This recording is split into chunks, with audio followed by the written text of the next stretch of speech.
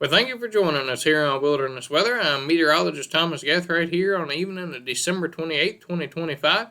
Got a big area of developing low pressure in the upper central U.S. at the moment, and that storm system is producing a lot of different weather all across the central and eastern U.S. Got some blizzard warnings up in Minnesota and the upper peninsula of Michigan, and got to actually have some tornado warnings along the Indiana-Illinois border at the moment as well. So a lot of very different weather effects from this storm system. And for us here in Central Virginia, our main story with this is going to be the wind advisory we have for tomorrow, with some strong damaging winds moving through the area along with this system. And at the moment, we have a warm front working across the area overnight with some light winds moving out of the south, and temperatures are in the mid-40s at the moment for much of Central Virginia, and will rise to the mid-50s by around daybreak tomorrow.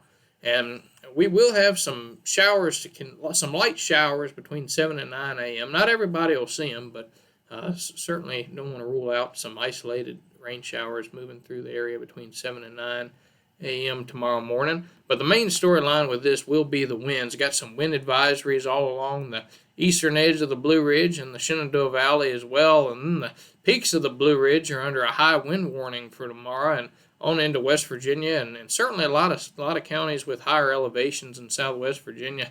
All the way from Highland County all the way down to Giles County and Botetourt and Rockbridge in there as well. So that's going to be a big storyline for tomorrow. And our wind gusts in the lower areas, the sustained winds will be 20 to 30 miles an hour, and then the gusts will be up to 50 and 55 in the valley, and then you could certainly get over 60s in those high wind warning areas on the higher peaks there. You can see here's a good map of that here. You got the wind gusts in the 40s, and then same with the valley, and then those red areas those darker oranges along the peaks of the higher mountains. That's where you're getting up in the 50s and 60s of wind gusts tomorrow. And as you head farther east towards Richmond and into the Piedmont, the winds do look to be a bit calmer there as you get farther away from the mountains, and then farther away from the area of low pressure that will be passing by to the north.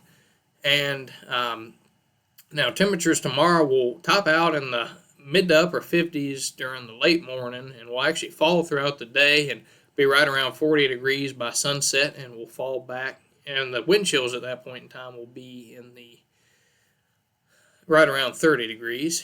And as we head on into tomorrow night, the winds will start to die down after midnight, but it's still enough to have wind chills fall back into the teens. Highs on Tuesday will rise to right around 40 degrees, and as you can see here, so here we are at the moment with that warm front approaching, and that cold front pushing on in tomorrow. That's going to give us a stronger winds. And then Tuesday, still keep things chilly, highs around 40, and the lows will fall back into the mid-20s again Tuesday night.